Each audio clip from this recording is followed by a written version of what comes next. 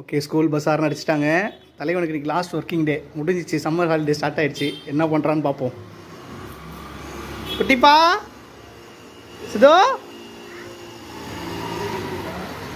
சுதுப்பா, என்ன பாயெல்லாம் பல்லா இருக்கு, ஜாலி தான். என்ன மேட்ரு?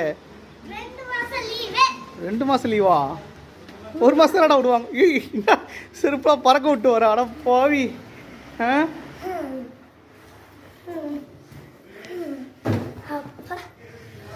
இங்கே பாரு, எனக்கும் 2 மாதம் லீவு, உனக்கும் 2 மாதம் லீவு.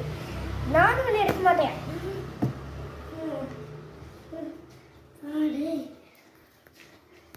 இல்லை, உனக்கு லீவுன்னு நினச்சேன். உனக்கு லீவே கிடையாது.